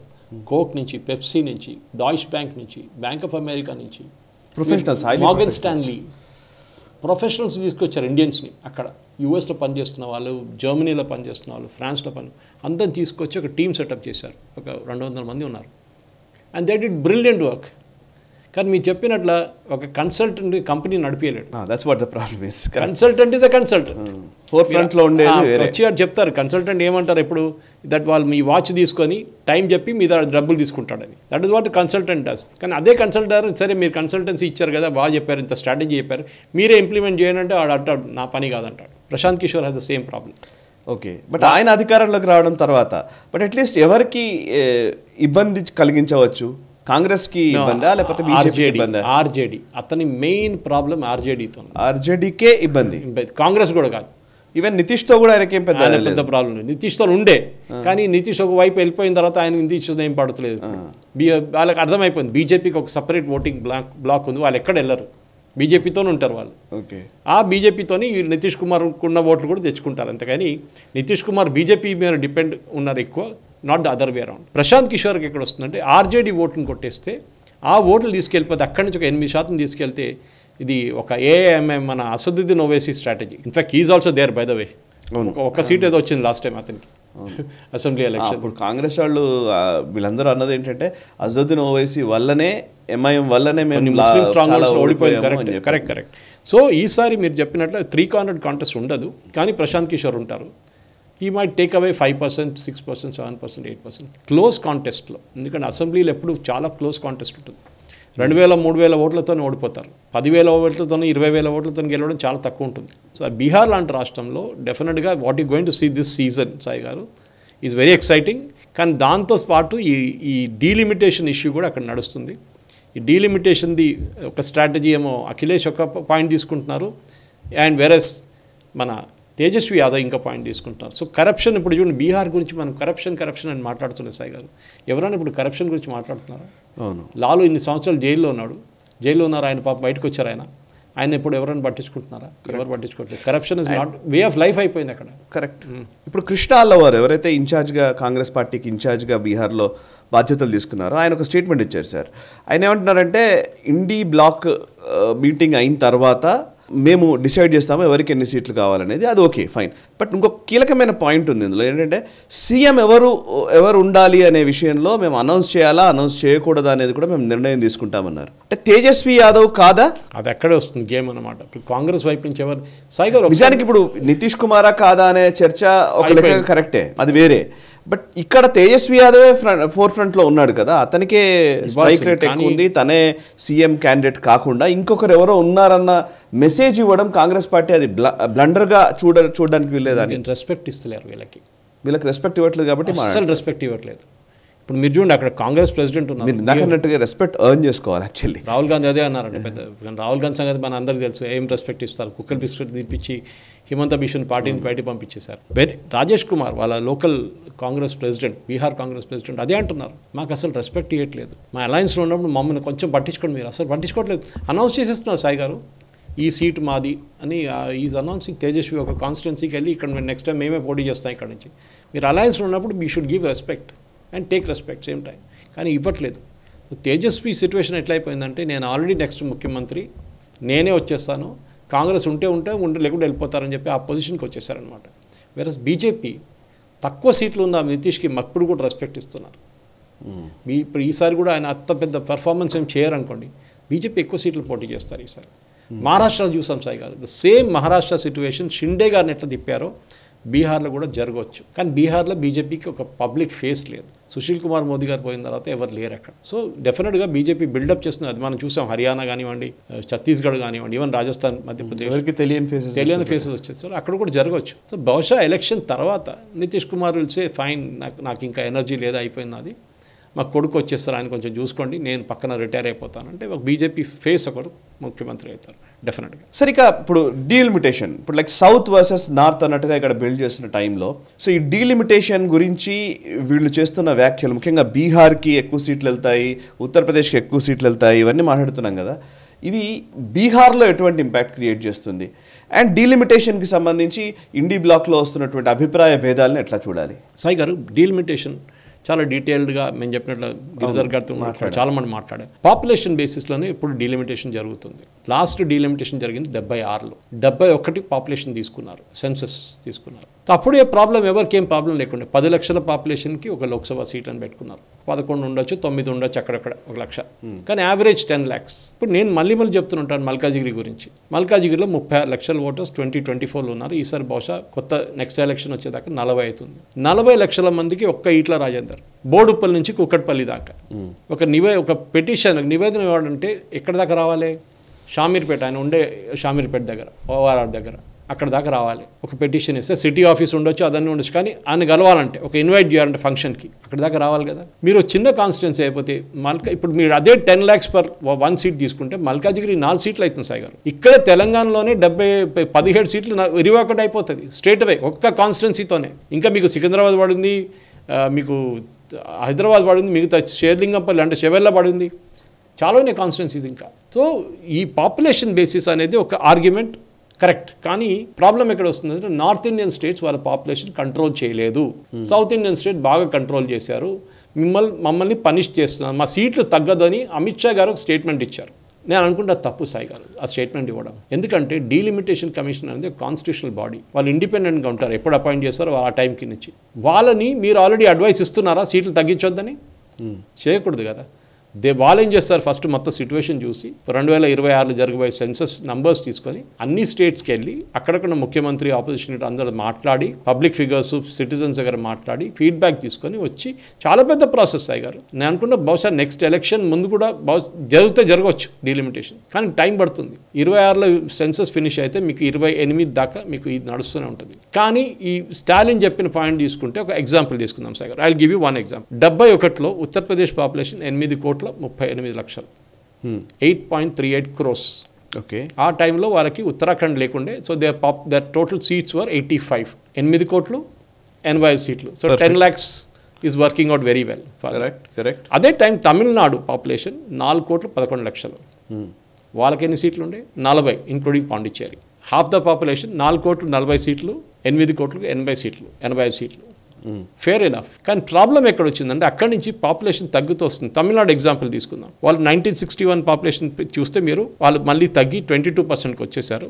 Then పెరిగిందనమాట 22, 17, 15, 11, 16. Last సెన్సస్లో 2001 census 2011 తీసుకుంటే 16% పెరిగింది తమిళనాడు. అంత తక్కువ ఏం కాలేదు కంపేర్ టు కేరళ. కేరళ అయితే below 10%. They are below that. Kerala is only 4.86. Okay, చాలా. అంటే నిన్న మేము మాట్లాడుతున్నాం కూడా అదే నా ఫర్టిలిటీ రేషియో గురించి మాట్లాడుతున్నాం. అంటే one lady how many kids she has delivering, and south Indian స్టేట్స్కి అది 1.5, 1.8, 1.7 దాకా వస్తుంది. 1.4 కన్నా తగ్గిపోతే ఇట్స్ అ డిజాస్టర్. జపాన్లో జరిగే అదే పరిస్థితి మనది అయిపోతుంది సాయి గారు. జపాన్లో it's a country of old people. వాళ్ళ దగ్గర కొత్త ఎవరు ఫ్యాక్టరీలు నడిపించడానికి, ట్రైన్లు నడిపించడానికి వాళ్ళ దగ్గర లేరు మనుషులు. They are no youngsters. Population చాలా తక్కువ. They have gone below that 1.3 replacement ratio. దానికోసం ఇప్పుడు యూరోప్ ఏం చేస్తున్నారు, మనం అందరూ అనుకుంటే యూరోప్ వచ్చిన వాళ్ళు అందరిని తీసుకుంటున్నారు కదా, కెనడా కూడా అంతే కదా, ఆస్ట్రేలియా కూడా అంతే కదా. ఎవరు రాండి అందరూ వచ్చేసేయండి అని ఇమిగ్రెంట్స్ తీసుకుంటున్నారు. ఎందుకంటే అక్కడ పొలాల్లో వర్క్ చేయడానికి ఎవరు లేరు, అక్కడ ఫ్యాక్టరీలు నడిపించడానికి ఎవరు లేరు. They want these people to come and do that work. ఏదో పెద్ద రాకెట్ సైన్స్ నడిపించడం కాదు, ఇట్లాంటి పనులకు వాళ్ళకి కావాలి. దానికోసం చూడండి, మెక్సికన్స్ వచ్చి స్ట్రాబెరీ ఫీల్డ్స్లో పనిచేస్తారు యూఎస్లో, అక్కడ పొలాల్లో పనిచేస్తారు, అక్కడ ఫార్మ్ మిషనరీ మీద పనిచేస్తారు వాళ్ళు మెక్సికన్స్. అది స్ట్రాటజీ అన్నమాట వాళ్ళు. కానీ మన దగ్గర ప్రాబ్లం ఎక్కడ వస్తుందంటే ఉత్తరప్రదేశ్ పాపులేషన్ పెరుగుతుందే వచ్చింది. అప్పుడు మేము చెప్పాను 8 కోట్లు అని చెప్పాము సాయి గారు. ఇప్పుడు ఉత్తరప్రదేశ్ పాపులేషన్ 22 కోట్లు. అప్పుడు ఎన్ని సీట్లు ఉండాలంటే సాయి గారు 10 లక్షలకు సీట్లు పెట్టుకుంటే 220 సీట్లు ఉండాలి. అవును, ఇప్పుడు 80 సీట్లు. 80 సీట్లు కరెక్టే. So let's take a discount. Uttar Pradesh high population control చేయని స్టేట్స్కి 20 లక్షలని పెట్టుకుందాం. అవును, పాపులేషన్ కంట్రోల్ చేసిన స్టేట్కి 10 లక్షలని పెట్టుకుందాం. అగ్రీ? అదొక స్ట్రాటజీ. అప్పుడు ఉత్తరప్రదేశ్ సీట్లు తగ్గి మళ్ళీ ఒక అప్రాక్సిమేట్ 110, 120కి వస్తుంది. ఇప్పుడున్న 80-40 సీట్లు పెరుగుతుంది వాళ్ళది. అంతే. 200 సీట్లు 220 రాదు వాళ్ళకే. అదే టైంలో తమిళనాడు సంగతి చూడండి సాయి గారు. ఇప్పుడు మనం తమిళనాడు గురించి మాట్లాడుతూ వస్తున్నప్పుడు 7 కోట్లు ఉండే వాళ్ళ పాపులేషన్. ఇప్పుడు 7 కోట్లు ఉన్నప్పుడు వాళ్ళకి ఎన్ని సీట్లు రావాలి సాయి గారు? 10 లక్షలు పెడితే 70 సీట్లు రావాలి వాళ్ళకి. ఇప్పుడు ఉన్నాయి 40 సీట్లు, 30 సీట్లు పెరుగుతుందా? This is what Amit Shah said, your seats will not reduce. కానీ వాళ్ళ ఏడుపు ఏంటంటే మాకన్నా ఎక్కువ సీట్లు యూపీకి వస్తుంది. Why are you worried? Congress worry కావాలి దానికి. కాంగ్రెస్ ఏడవాలి, ఎందుకంటే కాంగ్రెస్ ఆ సీట్లు గెలవలేరు యూపీలో. ఎప్పుడు అంటారు కదా, the party that wins UP will rule Delhi అని. కరెక్ట్, అది ఇప్పుడు కదా, ఎప్పటి నుంచో అంతే. యూపీ గెలిస్తే, ఎందుకంటే యూపీ ద బిగ్గెస్ట్. ఒక 6 యూరోపియన్ స్టేట్స్ కంబైన్ చేస్తే యూపీ అవుతుంది సాయి గారు. ఇంకొక ఆర్గ్యుమెంట్, నేను గిరిధర్ గారు చాలా మటుకు we kept arguing on this point. Per capital income తీసుకోవాలన్నారు. పర్ క్యాపిటల్ ఇన్కమ్ అంటే పర్ పర్సన్కి ఇంత ఇన్కమ్ ఉందని. మీరు ఎట్లా క్యాలిక్యులేట్ చేస్తారు? ముంబై లాంటి సిటీలో, ముంబై కాంట్రిబ్యూట్స్, ఇంకా హైదరాబాద్ తీసుకుంది, 75% స్టేట్ జీడిపికి కాంట్రిబ్యూషన్ హైదరాబాద్ సిటీ నుంచి వస్తుంది. కరెక్ట్. సిద్దిపేట కానీ మిగతా ప్లేస్లు కానీ ములుగు కానీ ఆదిలాబాద్ నిర్మల్ అది ఇది మహబూబ్నగర్ అన్నీ కలిపితే 20%. అప్పుడు ఈ ఫేమ హైదరాబాదీ అండ్ సెల్ఫిష్ హైదరాబాదీ. నేనేమంటాం, మేము డబ్బులు సిద్దిపేటకి ఎందుకు ఇవ్వాలండి, అంతే, మేము ఇచ్చిన ట్యాక్స్ కాదు. మీరు అదే అంటారు కదా బీహార్ గురించి. బీహార్ మేము సెంట్రల్ గవర్నమెంట్ డబ్బులు ఇస్తున్నప్పుడు సెంట్రల్ గవర్నమెంట్ మాకు 20 పైసలు ఇస్తుంది, 30 పైసలు ఇస్తుంది రూపాయికి, వాళ్ళకి 2 రూపాయలు ఇస్తున్నారు. ఎగ్జాక్ట్లీ, ఎందుకంటే దే హ్యావ్ నాట్ ప్రోగ్రెస్డ్. వాళ్ళని మనం పైకి తీసుకురావాలి కొంచెం. వాళ్ళు we have to bring them up in standard of living. మనం అదే చేస్తున్నాం కదా ఇక్కడ కూడా. హైదరాబాద్ వచ్చే రెవెన్యూ తీసుకొని మీరు సిద్దిపేట కానీ, మీరు వరంగల్ కానీ, హన్మకొండ కానీ, మీరు ఆదిలాబాద్ నిర్మల్ ఎక్కడ ఖర్చు ప్రాబ్లం లేదు, దాంట్లో దిస్ నో ఇష్యూ రిగార్డింగ్. మీరు అది తీసుకెళ్ళి ఫ్రీ బీస్ ఇవ్వకుండా చాలు, డెవలప్మెంట్ జరగాలి. వాళ్ళని కూడా ఒక స్థాయికి తీసుకురావాలి వాళ్ళని. We have to bring them up. Tomorrow Hyderabad contribution should reduce to 65, వాళ్ళది 35 కావాలి. ఇంకో స్టేట్లో 60, వాళ్ళది 40 కావాలి. కానీ అది జరగాలంటే అక్కడ కూడా డెవలప్మెంట్ ఉండాలి. మీరు పెద్ద పెద్ద ఐటీ ఫ్యాక్టరీ, ఐటీ సెంటర్స్ అని చెప్పి పాపం కేటీఆర్ గారు ఇనాగ్రేట్ చేశారు సిద్దిపేట. మొన్న కూడా మనం కరీంనగర్కి వెళ్ళి చూసాం, అన్ని ఖాళీ పడినాయి. సాయి గారు ఎవరు లేరు అక్కడ. ఎందుకు వెళ్తారు? Because you don't have a social infrastructure they. సాయంత్రం సినిమా థియేటర్కి వెళ్ళడానికి, ఫ్రెండ్స్తో కలిసి కూర్చోడానికి, ఒక పబ్కి వెళ్ళడానికి ఆ ఫెసిలిటీస్ అక్కడ ఉండవు అనమాట. Anyway that's a separate debate. But one is population, one is state GSDP, and also మూడోది ఒకటి ఉంది సాయి గారు, which is my favourite argument, density of population. Correct. అంటే ఎంతమంది ఒక స్క్వేర్ కిలోమీటర్లో ఉంటారు. హైదరాబాద్లో 18,000 people are there per square kilometre. 18,000 which is higher than Delhi. Delhi 11 ఎంత ఉంది అంతే, హైదరాబాద్ దానికన్నా ఎక్కువ ఉంది. సో అదే టైంలో మీరు తెలంగాణలో మిగతా ప్లేస్ చూస్తే 300 ఉంటుంది. అప్పుడు మేమేమనాలండి, హైదరాబాద్లో మాకు 50 సీట్లు కావాలండి, మీకు రేపు 17 సీట్లు మీకు 35 అనుకుందాం. తెలంగాణలో డబుల్ అయిన సీట్స్ అనుకుందాం. అది జరగదు, కానీ జరుగుతాయి. అప్పుడు మేమేమంటాం, 35లో మాకు 20 కావాలండి హైదరాబాద్లో. మేమే కదా పాపులేషన్, మీరు పాపులేషన్ బేస్ మీద ఆర్గ్యూ చేస్తారు కదా, మేము కూడా పాపులేషన్ బేస్ మీద ఆర్గ్యూ చేస్తాం కాదు అట్లా. బికాస్ దెన్ రూరల్ ఏరియాస్కి వాళ్ళకి ఎక్కువ రిప్రజెంటేషన్ ఉండదు. అదర్ ఆర్గ్యుమెంట్ ఇస్ యూపీని చిన్న స్టేట్స్ చేయండి. ఆల్రెడీ ఒక ప్రపోజల్ ఉండే, మాయావతి అప్పుడు 3 రాష్ట్రాలు 6 కూడా చెప్పారు. బుండేల్ఖండ్ కానివ్వండి, పూర్వాంచల్ కానివ్వండి, అట్లా డెఫినెట్గా జరగాల్సింది అది. ఎందుకంటే UP is too big to rule. నేను అసలు hats off to Yogi Adityanath. Correct. ఎట్లా మేనేజ్ చేస్తున్నాం? Almost managing a country. 6 European countries are one UP. 22 కోట్ల population. So it's not easy. So ఒక మిక్స్ అండ్ మ్యాచ్ ఎక్కడైనా చేయాల్సి వస్తుంది సాయి గారు. It is not easy. Delimitation ఒక పాపులేషన్ కొన్ని ప్లేసెస్లో ఎక్కువ పెట్టాల్సి వస్తుంది, కొన్ని ప్లేసెస్ తక్కువ పెట్టాల్సి వస్తుంది. అట్లా పెట్టి ఒక మేనేజబుల్ లిమిట్. యాక్చువల్లీ జీడిపి ఆధారంగా చేయాలి అని అంటే మాత్రం నాకైతే అసలు కరెక్ట్ ఆర్గ్యుమెంట్ కాదనిపిస్తుంది సార్. ఎందుకంటే కేటీఆర్ చెప్పాడు, ఏదో రేవంత్ రెడ్డి గారు కూడా చెప్తున్నారు, రేవంత్ రెడ్డి వీళ్ళు చెప్తున్నారు. కానీ లిటరల్లీ జీడిపి ఆధారంగా చేయాలి అని అంటే అసలు కాశ్మీర్కి ₹1 ఇవ్వకూడదు. కాశ్మీర్ డైరెక్ట్ అటాక్ తీసుకుంటున్నటువంటి ప్లేసెస్ అవి నిజానికి కదా. ఇప్పుడు నార్త్ ఈస్ట్ ఉంది, ₹1 కూడా వెళ్ళొద్దు అక్కడికి. సో మనం వీళ్ళ ఉద్దేశం ఏంటి అంటే మనం ఎంత డబ్బులు ఇస్తామో అంత డబ్బులు రిటర్న్ రావాలి అనే ఆర్గ్యుమెంట్. అండ్ ఈవెన్ మనం కాంట్రిబ్యూషన్ పరంగా చూస్తే కూడా ఇప్పుడు ఆర్మ్డ్ ఫోర్సెస్ లో ఎవరు మేజర్ అటాక్స్ తీసుకుంటున్నారు, ఎవరు థ్రెట్ ఎక్కువ ఉంది, ఎవరికి చాలా ప్రాబ్లమ్స్ ఉన్నాయి. నువ్వు ఎన్ని మాట్లాడినా కాశ్మీర్ ని బాగు చేయాలని అంటే అక్కడికి ఏదో ఫ్యాక్టరీని తీసుకెళ్ళి, ఇప్పుడు హైదరాబాద్ కానీ ఈ స్టేట్స్, హైదరాబాద్ ఉందనుకోండి, హైదరాబాద్కి కొంత అడ్వాంటేజెస్ ఉన్నాయి కదా. ఇప్పుడు ఎర్త్క్వేక్ వచ్చింది, పెద్ద ఎర్త్క్వేక్ అక్కడ మయన్మార్లు, జపాన్లు చాలా ఇబ్బందులు పడుతూ ఉంటాయి. మన థాయిలాండ్లో ఇప్పుడు మన దగ్గర ఆ ప్రాబ్లం లేదు హైదరాబాద్లో. నీకు ఒక క్లైమేటిక్ అడ్వాంటేజ్ ఉంది. నువ్వు సాయిగా అదే అంటాను. సో మీరు నెక్స్ట్ టైం డీలిమిటేషన్ చేసినట్టు పాత సిస్టమ్, పాత ఫార్ములా పనికిరాదు. Flat 10 lakhs population per seat పనికిరాదు. ఇంకా ఏదో కావాలి. డీలిమిటేషన్ చాలా మంది అనుకున్నారు 76 తర్వాత డీలిమిటేషన్ జరగలేదని. కార్వాన్ అనే కాన్స్టిట్యున్సీ ఉండేది మన దగ్గర. అవును, ఇప్పుడు ఉందా సార్? కార్వాన్ ఉంది, అది బ్రెండ్ అయినట్టు మలక్పేట అయింది. అది సపరేట్. అక్కడి నుంచి బద్దం బాలరెడ్డి గారు ఎప్పుడు గెలుస్తుండే, మార్చారు. రాజశేఖర రెడ్డి గారు అంతకుముందు 4 వచ్చేది ఎంఐఎంకి, ఆ తర్వాత 7 అయిపోయినాయి వాళ్ళకి. రాజశేఖర రెడ్డి గారు ఏం చేశారు, ముస్లిం పాపులేషన్ మెజారిటీని అన్ని కలిపి ఇంకో కాన్స్టిట్యున్సీ చేసేసి, అదే ముస్లిమ్స్ ని మెజారిటీ పెట్టేసి హిందూస్ ని డివైడ్ చేశారు. ఇదే మనకి జమ్మూ కాశ్మీర్లో షేక్ అబ్దుల్లా అండ్ నెహ్రూ చేసిన గేమ్ ఇదే. శ్రీనగర్ కి తక్కువ పాపులేషన్ కి ఎక్కువ సీట్లు ఇచ్చారు, వ్యాలీలో ఎక్కువ పాపులేషన్ జమ్మూకి తక్కువ సీట్లు ఇచ్చారు. So that be always a Muslim chief minister. Correct. Jammu Kashmir. ఇక్కడ రాజశేఖర రెడ్డి గారు చేసిన గేమ్ ఎవరు మాట్లాడలేదు. డీలిమిటేషన్ 76లో అయిపోయింది అనుకున్నారు, కానీ బౌండరీస్ రీడ్రా చేశారు. ఇక్కడ బౌండరీస్ రీడ్రా చేయడం జరిగింది. దాంతో ఎంఐఎంకి 7 సీట్లు అయిపోయినాయి 4 నుంచి. బీజేపీకి వచ్చిన సీట్, ఒక మేజర్ సీట్ ఒకటి పోయింది. కానీ Gosha Mahal which is the part of Karwan still remains అంతే. సో మన డీలిమిటేషన్ లో కూడా పొలిటికల్ గేమ్స్ ఉంటుంది, బౌండరీస్ రీడ్రా చేయడం. మల్కాజిగిరి అని చెప్పాం సార్, మల్కాజిగిరి ఎవరో చెప్తున్నారు ఇది అసలు పెద్ద సబ్జెక్ట్. డిస్ట్రిక్ట్స్ పెంచారు కదా సార్, డిస్ట్రిక్ట్స్ పెంచినప్పుడు ఏదో ఎంపీ, నాకు గుర్తురాట్లేదు కానీ ఒక ఎంపీ క్యాండిడేట్ చెప్పిన మాటే ఇది. ఒక ఎంపీ ఒక 2-3 జిల్లాలకు, ఒక ఎమ్మెల్యే ఉన్నాడు అనుకోండి, ఒక ఎమ్మెల్యే కాన్స్టిట్యుయెన్సీ 2-3 జిల్లాలు ఉంటాయి ఇందులో. 3 జిల్లాల డిస్ట్రిక్ట్ కలెక్టర్లతో మాట్లాడాలి, ఎస్పీలతో మాట్లాడాలి అంటే అసలు అది చాలా కష్టమైన పని అనమాట. బిగ్ డిస్ట్రిక్ట్, పెద్ద డిస్ట్రిక్ట్ని చిన్న చేయాలి సాయి గారు. అవును, మీరు ఇదే మాట మళ్ళీ ఒక నివేదన, ఒక పెటిషన్ ఇవ్వడానికి, లేకుంటే ఏదైనా ఒక గవర్నమెంట్ పని ఉంటే మీరు ఎంత ట్రావెల్ చేయాలి. ఇప్పుడు చూడండి, చంద్రబాబు నాయుడు గారు చెప్తారు మేము అమరావతిలో క్యాపిటల్ కడుతున్నాం అని. కడప నుంచి ఒక మనిషి అమరావతికి వెళ్ళాలంటే ఎంత టైం తీసుకుంటుంది సాయి గారు? ఒక ఓవర్ నైట్ జర్నీ ఉంటుంది ఈజీగా, అనంతపూర్ నుంచి కడప నుంచి. మీరు క్యాపిటల్ మీకు సెంట్రలీ లొకేటెడ్ ఉండాలి, కానీ ఆంధ్రప్రదేశ్ స్టేట్లో అది రాదు. ఎందుకంటే హైదరాబాద్ అట్లీస్ట్ అమరావతి మధ్యలో ఉంది సార్. కరెక్ట్. ఇప్పుడు శ్రీకాకుళం నుంచి రావాలన్నా, ఇటు సైడ్ చిత్తూరు నుంచి రావాలి, విశాఖపట్నం అన్నారు.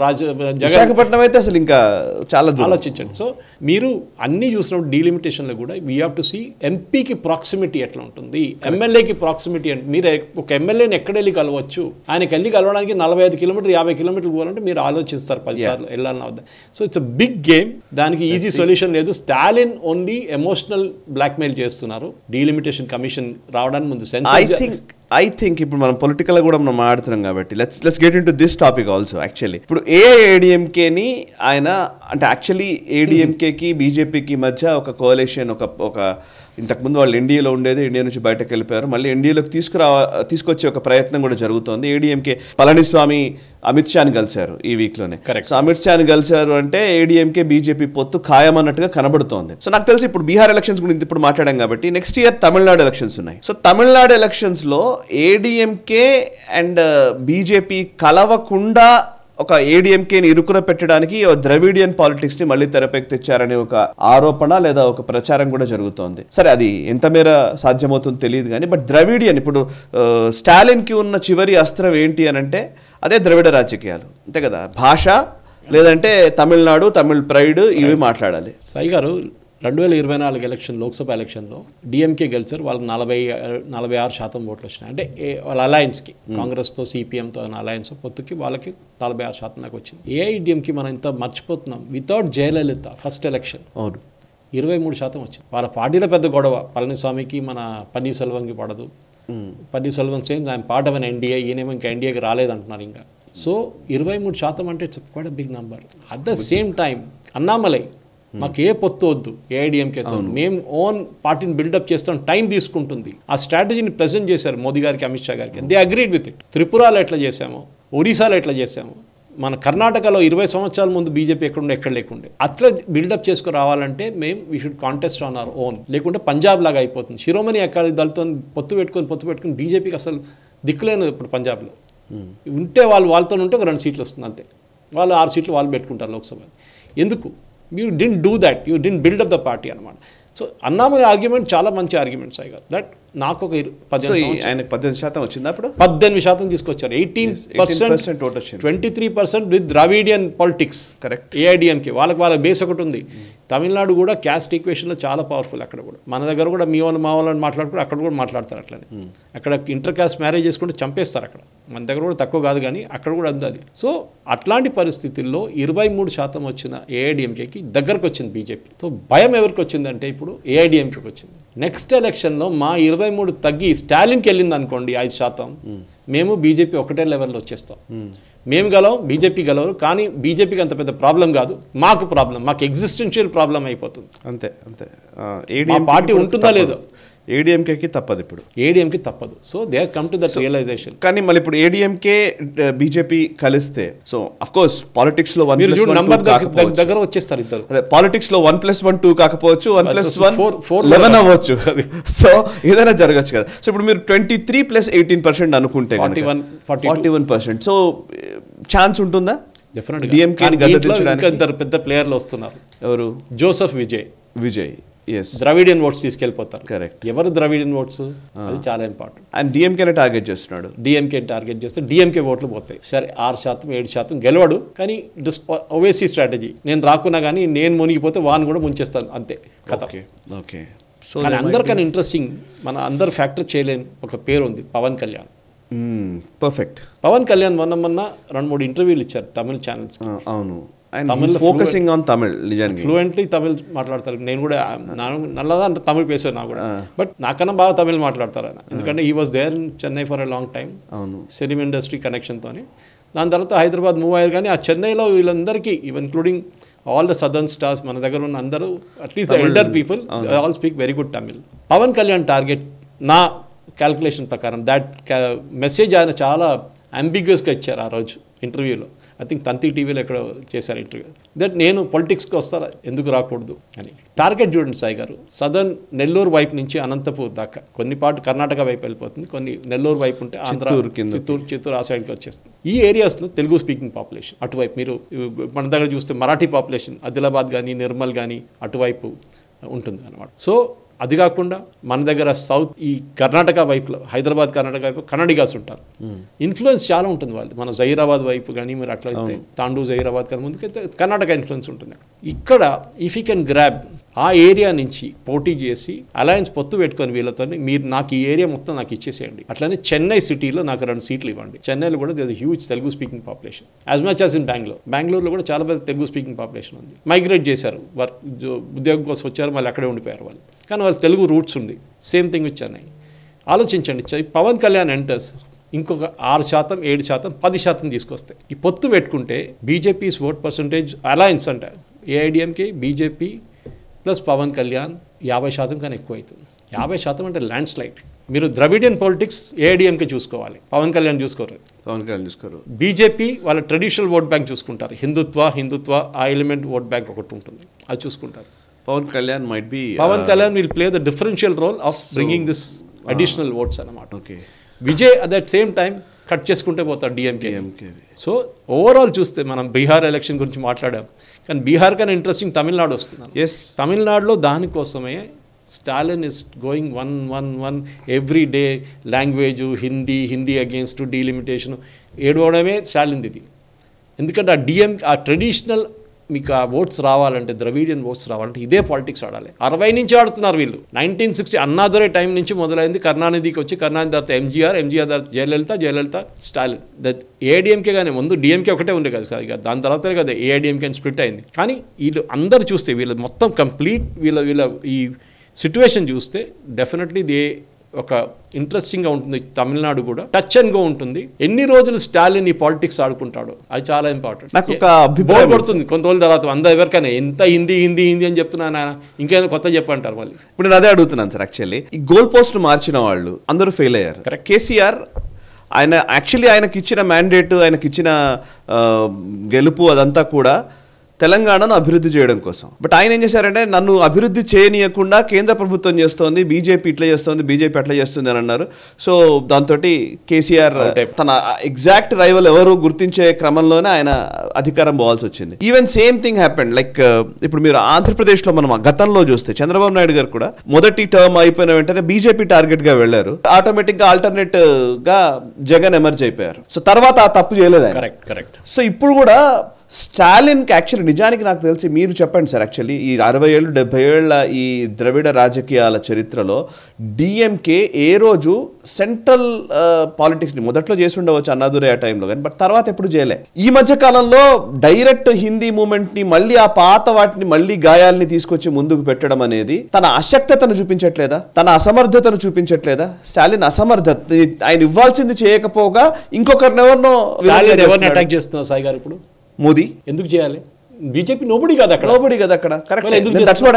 ఈవెన్ కేసీఆర్ అదే అన్నారు కదా, బీజేపీ ఏముంది అక్కడ, ఎవరున్నారు అనమాట. మళ్ళీ మీరు వాలంటీ ఎందుకు పడుతున్నారు? అండ్ మీరే పరిచయం చేస్తున్నారు బీజేపీని. కేరళలో కూడా అంతే.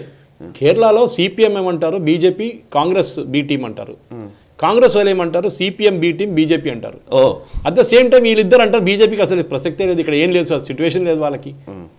వాళ్ళు డిపాజిట్ కూడా రాదంటారు. డిపాజిట్ కూడా రాని పార్టీ అంటే ఎందుకు పడుతున్నారు మళ్ళీ? అంటే మీరు భయపడుతున్నారంటే ఓట్స్ ఎక్కడికి వెళ్తుందో, ఓట్స్ ఎక్కడికి ట్రాన్స్ఫర్ అయిపోతుందో. 18% ఓట్లు లోక్సభ ఎలక్షన్ తీసుకొచ్చి చూస్తే అసెంబ్లీ కన్నా చాలా ఎక్కువ బీజేపీకి. ఎందుకంటే మోదీ లోక్సభ ఎలక్షన్ వచ్చినప్పుడు ఒకటే ఫ్యాక్టర్, ఒకవైపు మోదీ, మిగతా వైపు అందరు. సో 18%ని రీటైన్ చేయడం ఛాలెంజ్ బీజేపీకి ఇప్పుడు అసెంబ్లీ ఎలక్షన్లో. మోదీ లేరు కదా ఇప్పుడు, మోదీ అసెంబ్లీలో రారు. అక్కడ మీరు ఏం చూపించాలి? మీ అన్నామలై గారి ఫేస్ చూపిస్తారు. ఎస్, టు సర్టన్ ఎక్స్టెంట్ 10-12% పెట్టుకోవచ్చు, మిగతా 6% ఎక్కడ పోతుంది? అది రిటైన్ చేసుకోవడం బీజేపీకి పెద్ద ఛాలెంజ్. అన్నామలై గారు చాలా మంచిగా బిల్డప్ చేశారు. అంటే ఈ ప్రాబ్లం అక్కడ సేమ్ శిరోమణి అకాలీదళ ప్రాబ్లం చెప్తాను, పంజాబ్ది. గ్రాస్ రూట్ లెవెల్ వర్కర్స్ లేరు పంజాబ్లో బీజేపీకి, అస్సలు లేరు.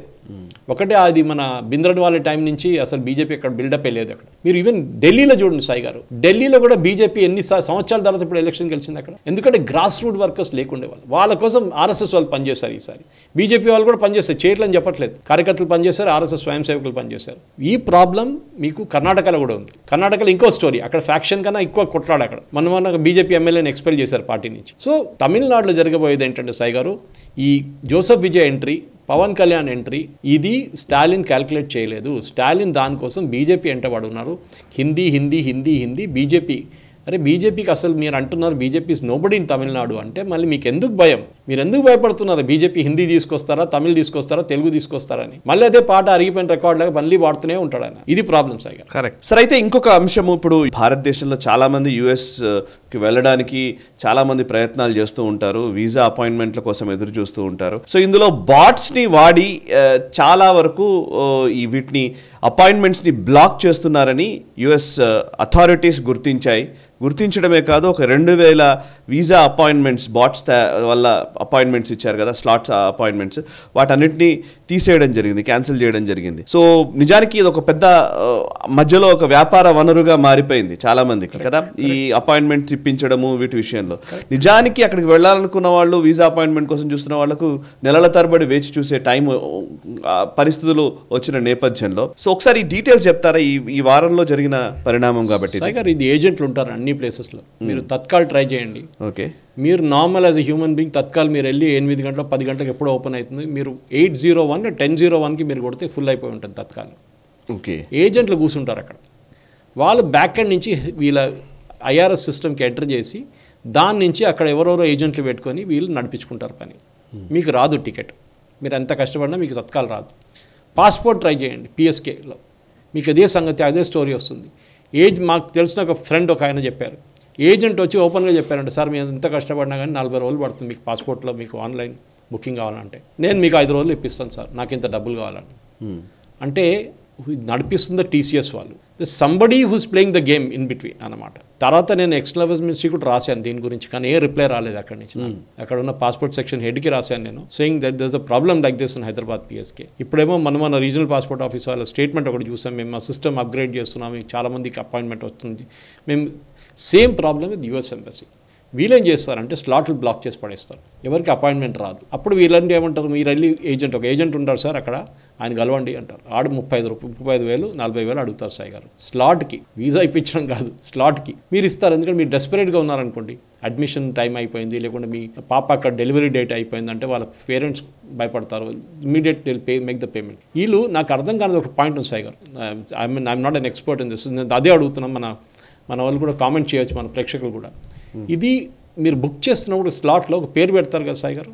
అవును, మీ నాన్నగారి పేరు అమ్మగారి పేరు అడుగుతారు కదా దాంతో సహా. కరెక్ట్, మినిమం అదైనా అడగొచ్చు. నేను ఇప్పుడు దాకా యూఎస్ వీసా అప్లై చేయలేదు, నాకు తెలియదు, కానీ I assume that is the basic thing you need to give. Okay, me date of birth ఏమి ఉండదు, కానీ ఈమెయిల్ ఐడి ఉంటుంది మీ అదని. ఇది ఎట్లా మ్యానిపులేట్ చేస్తారు సాయి గారు? ఇప్పుడు సాయి కృష్ణ ఉన్నారు, సాయి కృష్ణ అవునూరి అని మీ పేరు మీద బుకింగ్ చేయలేదు, కానీ ఏజెంట్ దగ్గర వెళ్తే అతను సాయి కృష్ణ అవునూరికి బుకింగ్ ఇప్పిస్తున్నాడు. అంటే is changing the name of the back end. So without somebody internally అక్కడ ఉండకుండా చేయలేరు మీరు.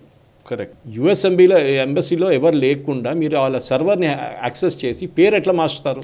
So this is what my question is. సరే, మంచి పని చేశారు, ఈ బాట్స్ క్యాన్సిల్ చేసి పడేస్తే నెంబర్ ఆఫ్ అపాయింట్మెంట్స్ పెరుగుతుంది ఇప్పుడు అందరికీ. మనకి ఒక టైంలో సాయిగా నాకు గుర్తుంది, ఐ థింక్ 2023లో అనుకుంటాను, కోవిడ్ తర్వాత వచ్చిన రష్లో ఐ థింక్ ఒక డిఫరెంట్ టైప్ వీసాస్ ఉన్నాయి, B1 I think B1 B2 some వీసాస్కి ఒక 999 డేస్ వెయిటింగ్ లిస్ట్ ఉండే సాయి గారు.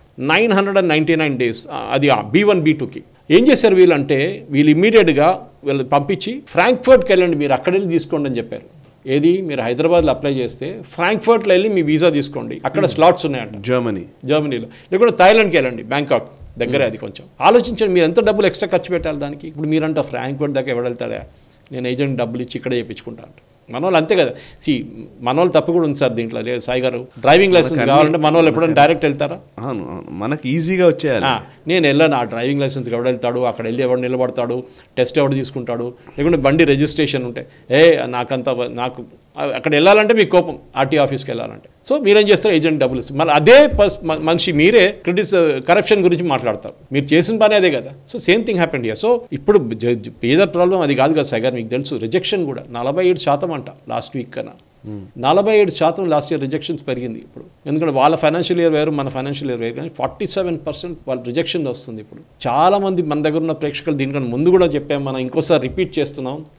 మీ పొలిటికల్ యాక్టివిటీస్, స్పెషలీ ఇక్కడ ఆంధ్రప్రదేశ్లో, తెలంగాణలో రేవంత్ రెడ్డిని తిట్టారో ప్రేజ్ చేశారో, లేకుంటే మోదీ గారిని తిట్టారో ప్రేజ్, అది కాదు. యుఎస్ గవర్నమెంట్ మీద మీరేం చెప్తున్నారు, హమాస్ గురించి ఏం చెప్తున్నారు, ఇస్లామిక్ జిహాద్ గురించి ఏం చెప్తున్నారు, ఇరాన్ గురించి కామెంట్ ఏమైనా కొడుతున్నారా, హూతీల గురించి చెప్తున్నారా? వాళ్ళకి సపోర్ట్గా చెప్తే హమాస్, స్పెషలీ హమాస్కి మీ వీసా 100% రిజెక్ట్ అయిపోతుంది, డౌటే లేదు దాంట్లో. So that should be very very careful. Correct. ఎందుకంటే ఒకసారి రిజెక్టెడ్ కొట్టేస్తే దెన్ అక్కడ మీరు ఇదైతే ఓకే సాయి గారు, అక్కడ మీరు దిగిన తర్వాత మీకు వీసా వచ్చింది అనుకోండి, టికెట్ అని తీసుకొని అక్కడికి వెళ్ళారు, చాలా హ్యాపీగా వెళ్ళారు, డాలర్ డ్రీమ్స్ అని చెప్పేసి. అక్కడ దిగంగానే మీ ఫోన్ గుంజుకుంటారు. ఫస్ట్ గుంజుకుని దాంట్లో ఏమేమి ఉందని చూస్తారు. మీరు అన్ని క్లీనప్ చేసి ఉంటారు, మీ దగ్గర అడ్వైస్ ఇచ్చి ఉంటారు చాలామంది, అరే ఫోన్లో ఏం పెట్టుకోకు, అన్ని తీసేసే కాకుండా కొత్త ఫోన్ కొనుక్కోకటి, అది అంతే. కానీ వాళ్ళకి చాలా స్మార్ట్, వాళ్ళకి తెలుసు మీ సోషల్ మీడియా యాక్టివిటీ ఏంటి, ఎందుకు డిలీట్ చేసావని అడుగుతారు. అప్పుడు you will try searching for answers. పట్టుబడతారు అక్కడే, నేను డిలీట్ చేయలేదంటారు, వాళ్ళు చూపిస్తారు, you have deleted, no what lies. అక్కడే ఆర్గ్యుమెంట్ మొదలవుతుంది అండ్ నెక్స్ట్ ఫ్లైట్లో రిటర్న్ పంపించేస్తారు మిమ్మల్ని. Don't take the chances, be very truthful. అది మీకు world has changed. January 20th Trump president అయిన తర్వాత లోకం మారిపోయింది. మీ ఒక్కరికే కాదు, ఇండస్ట్రియల్స్కి మారిపోయింది, కంపెనీలకి మారిపోయింది, దేశాలకి మారిపోయింది. మీరేంటి దీంట్లో, మీరు చాలా చిన్నది. We are a small part of the entire big cycle of chain. So as a student మీరు అక్కడ చదువుకోవడానికి వెళ్తే finish your studies, come back. Or మీకు ఓపీటీ ఉంటే ఓపీటీ తీసుకోండి, ఓపీటీ తర్వాత మీకు H1B వస్తే H1B. ఇప్పుడు H1B కూడా కంపెనీలు they are not willing to sponsor Sai గారు.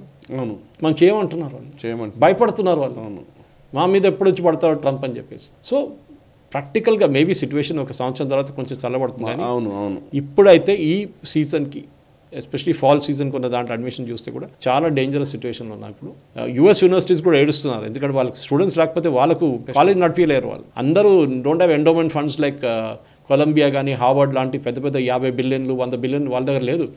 చిన్న చిన్న కాలేజ్ అసలు లేవు. మన వాళ్ళు దానికి వెళ్తారు కదా ఎక్కువ. So you're not a Cornell, you're not a UPenn. చిన్న చిన్న కాలేజ్కి వెళ్తారు, వాళ్ళు దాని మీద బతుకుతారు. కెనడా స్పెషలీ, కెనడాలో every Indian student sponsors another Canadian student. అవును, అంత ఫీజు ఎక్కువ తీసుకుంటారు మన వాళ్ళ దగ్గర, ఎందుకంటే కెనడా స్టూడెంట్కి ఫ్రీగా ఇవ్వాలని చెప్పి.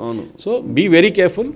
అది మెయిన్ అడ్వైస్ ఇదే సాయి గారు, దట్ మీరు ఏజెంట్ల త్రూ వెళ్లకుండా you directly go as per the legal route. మీకు ప్రాబ్లం ఉండదు, 99% ఉండదు మీకు ప్రాబ్లం. సరిక మరొక వైపు రేవంత్ రెడ్డి, సీఎం రేవంత్ రెడ్డి అసలు యాక్చువల్లీ నిజానికి చాలా రోజుల తర్వాత, ఫస్ట్ ఆఫ్ ఆల్ నేను వాట్ ఎవర్ ఇట్ మేబీ ఏమైనా జరిగినా 10 సంవత్సరాల తర్వాత అసెంబ్లీ చర్చ జరగడం చూస్తున్నాను నేను. లిటరల్లీ అంతకుముందు అసెంబ్లీ కవరేజ్ అంటే చాలా ఆసక్తిగా ఉండేది నిజానికి. తెలంగాణ అజిటేషన్ కంటే ముందు ఆ టైంలో ఈవెన్ రాజశేఖర్ రెడ్డి గారు, చంద్రబాబు గారు వీళ్ళందరూ ఉన్నప్పుడు టైంలో బాగా ఉండేది కవరేజ్. అంతకుముందు ఇంకా బాగుండేది, బట్ డిక్లైన్ అవుతూ వచ్చింది. బట్ లాస్ట్ 10 years లో మాత్రం అసలు దెర్ ఇస్ నో సెషనే లేదు, అంతా వన్ సైడెడ్ గా ఉండేది. కేసీఆర్ గారు పవర్ పాయింట్ ప్రెజెంటేషన్లు అవి మాత్రమే చూసిన సందర్భాలు. సో పోన్లే అట్లీస్ట్ ఈ సెషన్స్ మాత్రం కొంత ఇటు అపోజిషన్ నుంచి మాట్లాడుతున్నారు అండ్ అధికార పార్టీ వాళ్ళు మాట్లాడుతున్నారు, ఇష్యూస్ మీద ఏదో డిస్కషన్ అయితే నడుస్తోంది. సో ఫస్ట్ అదొకటి. దాంట్లో వాళ్ళ ఒక కీలకమైన వ్యాఖ్య చేశారు. మనం డిస్కషన్స్ గురించి మాట్లాడకపోయినా ఆయన తీసుకున్న ఒక సబ్జెక్ట్ ఏంటంటే ఈ గవర్నమెంట్ స్కూల్స్ని కొంత వాటిని పటిష్టం చేయాలి, ప్రమాణాలు పెంచాలి అనే అంశానికి సంబంధించి ఆయన చెప్తున్న మాటలు ఏంటంటే, నిజానికి పిల్లలు గవర్నమెంట్ స్కూల్లో చదువుకుంటేనే వాళ్లకు ఈ లోకల్ బాడీ ఎలక్షన్స్లో పోటీ చేసే అవకాశం ఇచ్చేలాగా ఒక ప్రణాళిక ఉంటే బాగుంటుంది అని ఒక సజెషన్ వచ్చింది అని ఆయన ప్రస్తావించారు. నిజానికి గవర్నమెంట్ స్కూల్స్ని వాటి క్వాలిటీ ఆఫ్ ఎడ్యుకేషన్ వాటిలో పెరగాలంటే మనం చాలాసార్లు మాట్లాడుతూనే ఉన్నాం. ప్రైవేట్ స్కూల్స్ ఇబ్బందులు, లేకపోతే గవర్నమెంట్ స్కూల్స్ ఇట్లాంటి పరిస్థితుల్లో మనం చాలాసార్లు అంటున్నాం. చాలా మంది వాళ్ళ జీవితం గడపడానికి కూడా కష్టంగా ఉన్న వాళ్ళు కూడా పిల్లల్ని ప్రైవేట్ స్కూళ్ళలో జాయిన్ చేస్తున్నారు తప్పక. సో గవర్నమెంట్ స్కూల్స్ ని కొంచెం పటిష్టపరచాలి అనే ఒక ఆలోచన రేవంత్ రెడ్డికి వచ్చిన నేపథ్యంలో ఆయన ఆలోచనలు, ఆయనకు వచ్చిన సజెషన్స్ వాటి గురించి చర్చ జరిగింది. కాబట్టి ఒకసారి మీరు కూడా కొన్ని పాయింట్స్ చెప్తారా? సాయి గారు, మన దగ్గర ఇప్పుడు తగ్గుతూనే వస్తున్నారు, ఎవ్రీ ఇయర్ తగ్గుతున్నారు.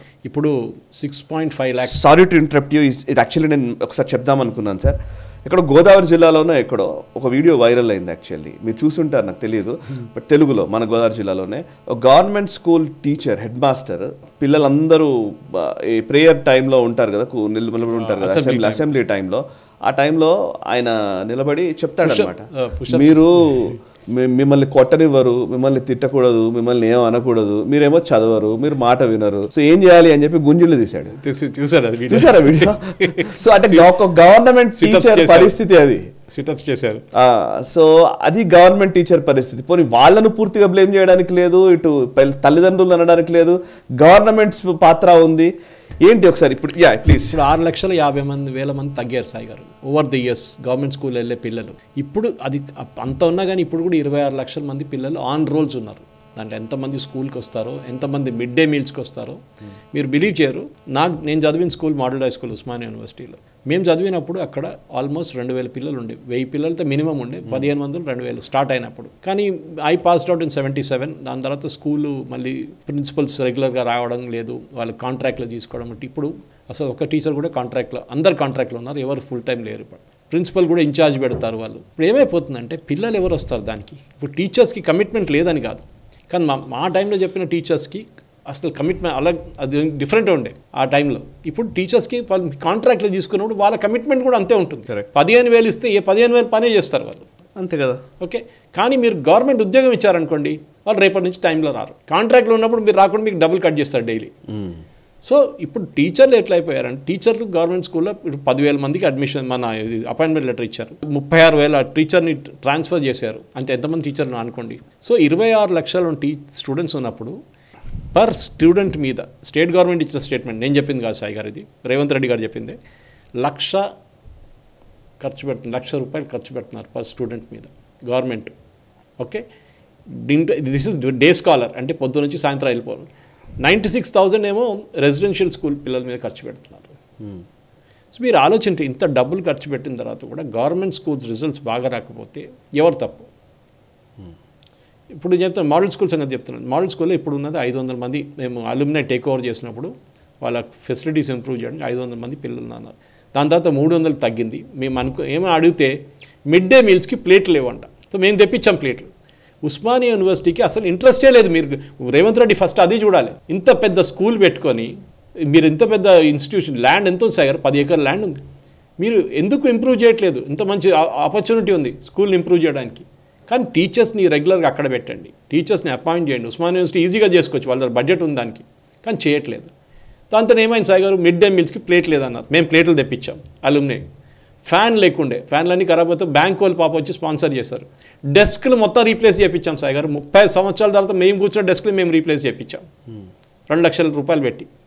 బాత్రూమ్లు కట్టించాం. మోదీ గారు చెప్పే ముందే మేము బాత్రూమ్లు, టాయిలెట్లు కట్టించాం గర్ల్ చిల్డ్రన్ కోసం స్పెషల్లీ. లైబ్రరీ ఇంప్రూవ్ చేయించాం, లెబారెటరీ ఇంప్రూవ్ చేయించాం. పిల్లలు మెల్లగా పెరిగి 550 దాకా వచ్చారు ఇప్పుడు. అంటే మీరు ఫెసిలిటీస్ వస్తే పిల్లలు వస్తారు, వాళ్ళకి ఇంట్రెస్ట్ ఉంటుంది చదువుకోవడానికి. కానీ ప్రైవేట్ స్కూల్ ఏం చేస్తున్నారు, ఇదంతా ప్రొవైడ్ చేస్తున్నారు అప్ ఫ్రంట్. వాళ్ళ అడ్వర్టైజ్మెంట్ అదే ఇస్తారు కదా, మా దగ్గర కంప్యూటర్లు ఉన్నాయి, మా దగ్గర ల్యాబ్లు ఉన్నాయి, మా దగ్గర అది ఉంది, మా దగ్గర క్వాలిఫైడ్ టీచర్స్ ఉన్నారు, బీఎడ్ టీచర్స్ ఉన్నారని చెప్పేసి. ఇది మళ్ళీ పిక్చర్లు పెడతారు, మంచి మంచి డిజిటల్ బోర్డులు పెట్టేసి పిల్లల్ని ఆకర్షించుకోవడం. వాళ్ళు వస్తారు, పేరెంట్స్ కడతారు డబ్బులు, ఎంత పేదోళ్ళనే కడతారు డబ్బులు. సో ఈ రేవంత్ రెడ్డి గారు చేయాల్సింది first of all teachers commitment ఉండదు. మీరు అది మనం అర్థం చేసుకోవాలి. రేవంత్ రెడ్డి గారు ఇంకో మాట చెప్పారు చాలా ఈజీగా, చాలా స్కేరీ ఫ్యాక్టర్. ఈ మన నేషనల్ అచీవ్మెంట్ సర్వే అని చెప్పి గవర్నమెంట్ ఆఫ్ ఇండియాది ఒక సర్వే ఉంటుంది ఎవ్రీ 5 సంవత్సరాలు ఒకసారి. దాంట్లో 2021లో జరిగిన సర్వేలు ఏమన్నారు, రేవంత్ రెడ్డి గారు చెప్పిన మాట అదే కోట్ చేస్తున్నాను. టు కోట్ హిమ్, 75% మంది పిల్లలు క్లాస్ 3 ఆర్ క్లాస్ 5లో ఉన్నకి మినిమం బేసిక్ నాలెడ్జ్ ఏ సబ్జెక్ట్ మీద లేదంట.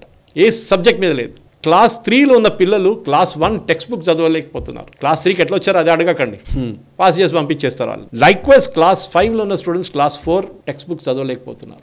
వాళ్ళు ఒట్టిగా పాస్ చేసి మార్క్స్ ఇచ్చి పంపించేస్తున్నారు వాళ్ళని. ఎందుకంటే టీచర్స్ టార్గెట్ ఉంటుంది, ఎక్కువ మందిని ఫెయిల్ చేశారనుకో మీ పని చేయట్లేదు అంటారు మళ్ళీ వాళ్ళ దగ్గర. ఇది ప్రాబ్లం సాయి గారు. ద కమిట్మెంట్ గవర్నమెంట్ స్కూల్స్కి ఉన్న కమిట్మెంట్, ముందు టీచర్స్కి ఉన్న కమిట్మెంట్ ఇప్పుడున్న టీచర్స్కి లేదు. అదే టైంలో ప్రైవేట్ స్కూల్లో జీతం ఎక్కువ ఇచ్చి వాళ్ళు మంచి మంచి టీచర్స్ని తెచ్చుకుంటున్నారు. గవర్నమెంట్ స్కూల్ నాకు ఇప్పుడు కూడా గుర్తుంది, భోగారాం అనే ఒక విలేజ్ ఉండే చంద్రబాబు నాయుడు టైంలో, పెద్ద కీసరా దగ్గర. ఆయన ఒక డిస్ప్లే అన్నమాట, అది ఎవరైనా ఫారిన్ విజిట్ వస్తే భోగారాం తీసుకెళ్తారు. అక్కడ కుట్టు మిషన్లు పెట్టుకొని ఒక డిస్పెన్సరీ పెట్టుకొని చాలా మంచి village under ground drainage water tank అన్ని ఆ టైంలో చంద్రబాబు నాయుడు గారి టైంలో అక్కడ స్కూల్ కూడా ఉండే. ఎవరైనా విజిటర్ వస్తున్నట్టు స్కూల్ ఫుల్ ఫ్లెజ్ నడుస్తుంది. టీచర్లు ఉంటారు, పిల్లలు ఉంటారు, బెంచ్లు ఉంటారు, బెంచ్లో కూర్చుంటారు, అందరు బాగా మాట్లాడతారు. అక్కడ నేను ఒక 6 నెలల తర్వాత వెళ్ళాను. చంద్రబాబు నాయుడు గారు అవుట్ ఆఫ్ పవర్ వెళ్ళిన తర్వాత రాజశేఖర రెడ్డి గారు వచ్చిన టైపు వెళ్ళాను సాయి గారు. అక్కడ వెళ్తే ఒక టీచర్ కూడా లేరు. ఏంట్రా అని అడిగితే అంటున్నారు, సార్ వారంకి ఒకసారి వచ్చి సంతకం పెట్టి వెళ్ళిపోతారు సార్, ఇక వారంకి 2 రోజులు వస్తారు సార్. ఇదే నేను మన్ననూరులో చూశాను. మన్ననూరు మన నల్లమలలో అక్కడ ప్రైమరీ హెల్త్ సెంటర్లో డాక్టర్ రారు, వారానికి ఒకసారి హైదరాబాద్ నుంచి వచ్చి సంతకం పెట్టేసి వెళ్ళిపోతారంట. ఇది మన ప్రాబ్లం. మన బయోమెట్రిక్ పెడతారా, అది కూడా బయోమెట్రిక్ కూడా వీళ్ళు ఎట్లా ఆడుకుంటారు. దాంతో కూడా కమిట్మెంట్ అనేది లేదు. ఎందుకంటే వాళ్ళకి ఎందుకు గవర్నమెంట్ ఉద్యోగం కావాలి, ఇది రేవంత్ రెడ్డి గారు అర్థం చేసుకోవాలి. ఫస్ట్ గవర్నమెంట్ ఉద్యోగం వస్తే నేను పని చేయక్కర్లేదు, నేను నాకు ఉద్యోగం నుంచి ఎవరు తీయలేరు. యూఎస్ లాగా కాదు, ఇప్పుడు డాజ్ లాగా వాళ్ళు ఫైర్ చేసేస్తున్నారు గవర్నమెంట్ ఎంప్లాయీస్. మన దగ్గర ఫైర్ చేస్తారా, మీరు చేయలేరు మీరు. Correct. So they take it as a opportunity.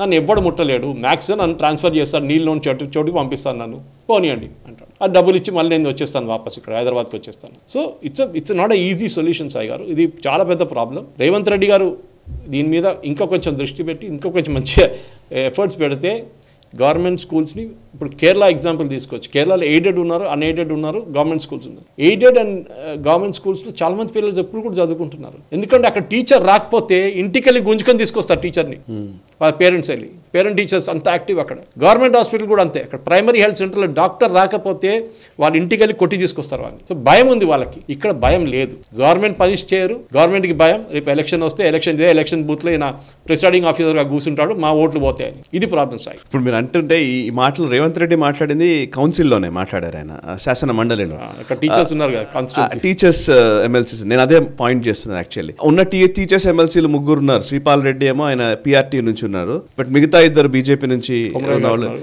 Malka Kumaraiah కావచ్చు, ఏవిఎన్ రెడ్డి కావచ్చు. వీళ్ళిద్దరూ ప్రైవేట్ ఇన్స్టిట్యూషన్స్ నడిపేవాళ్లే. లిటరలీ నేను మొన్ననే ఎవరో బీజేపీలోనే ఒక వ్యక్తి చెప్తున్నారు యాక్చువల్లీ నాకు, టీచర్స్కి సంబంధించి. సో ప్రైవేట్ యాజమాన్యాలకు సంబంధించిన, ఇప్పుడు మీరు మల్లారెడ్డి గారిని చూసారనుకోండి, మల్లారెడ్డి గారికి ఆయనకున్న ఎడ్యుకేషన్ ఎంపైర్ అయ్యేది. ఆల్మోస్ట్ పెద్ద యూనివర్సిటీస్ దగ్గరికి ఆయనకు అన్నీ ఉన్నాయి. సో నిజానికి టీచర్స్ ఎమ్మెల్సీ అనే కాన్సెప్ట్ వచ్చిందే నిజానికి ఒక మోడల్ లాగా ఉండడం కోసం కదా. ఉపాధ్యాయులు, గురువులు, వీళ్ళు నెక్స్ట్ జనరేషన్ భావి తరాల్ని పైకి తీసుకొచ్చేవాళ్ళు, వాళ్ళ రిప్రజెంటేషన్ శాసన మండలిలో ఉండాలని కదా. ఇప్పుడు పాయింట్ ఏంటంటే గవర్నమెంట్ స్కూల్స్ గురించి చర్చ, గవర్నమెంట్ స్కూల్స్ ని స్ట్రెంథెన్ చేయాలనే చర్చ. ఎగ్జాక్ట్లీ. ఇప్పుడు ప్రైవేట్ ఇన్స్టిట్యూషన్ సంబంధించిన వాళ్ళు వీటిని ఎంకరేజ్ చేస్తారా, ఈ ప్రశ్న ఉంది ఒకటి. చేయరు సాయి గారు. ఆబ్వియస్లీ ఇప్పుడు కొమరయ్య గారు తీసుకోండి, ఆయన దీనికన్నా ముందు మల్కాజిగిరి ఎంపీగా ట్రై చేశారు. అవును, బీజేపీ పైపు నుంచి రాలేదు టికెట్. ఆయనకు పల్లవి స్కూల్స్ ఉంది, నడిపిస్తారు. There no dispute about the school. Dispute ఏం లేదు. వాళ్ళు నేనేం చెప్తున్నా అంటే గవర్నమెంట్ స్కూల్స్ కూడా ఆ స్టాండర్డ్ అచీవ్ చేయడానికి ట్రై చేయాలి. ఎగ్జాక్ట్లీ. అది చేయట్లేదు, మోటివేషన్ లేదు వీళ్ళకి. ప్రైవేట్ స్కూల్ అట్లా కాదు, మీరు పని చేయకపోతే మీకు ఉద్యోగం ఉండదు. సింపుల్.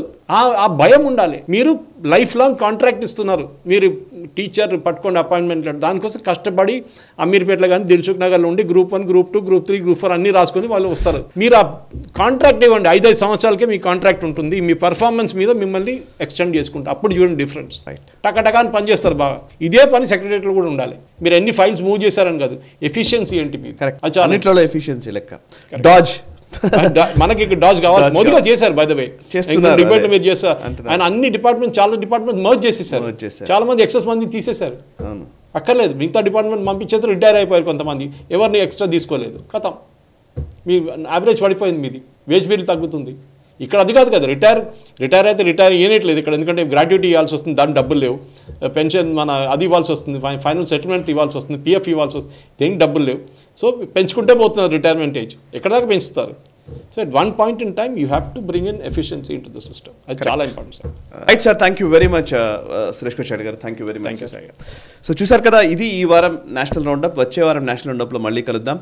139వ ఎపిసోడ్ ఇది. ఈ ఎపిసోడ్ నచ్చినట్లయితే వెంటనే లైక్ చేయండి, 10 మందికి షేర్ చేయండి. మీ కమెంట్స్ ద్వారా మీ అభిప్రాయాలు మాతో పంచుకోండి. మనసా వాచా కర్మణ, దేశహితం కోసం పరితపించే నేషనలిస్ట్ అప్ గ్రూప్ ఆఫ్ ఛానల్స్ని సబ్స్క్రైబ్ చేసుకొని జాతీయవాద జర్నలిజాన్ని ప్రోత్సహించండి. Thank you very much. ఈ వీడియో మీకు నచ్చినట్టయితే లైక్ చేయండి, 10 మందికి షేర్ చేయండి. అలాగే కామెంట్ల రూపంలో మీ అభిప్రాయాలను మాతో పంచుకోండి. Nationalist hub group of channels ను సబ్స్క్రైబ్ చేసుకుని తెలుగునాట జాతీయవాద జర్నలిజాన్ని ప్రోత్సహించండి. ఈ వీడియో కింద ఉన్న బెల్ ఐకాన్ పై క్లిక్ చేయడం మర్చిపోవద్దు.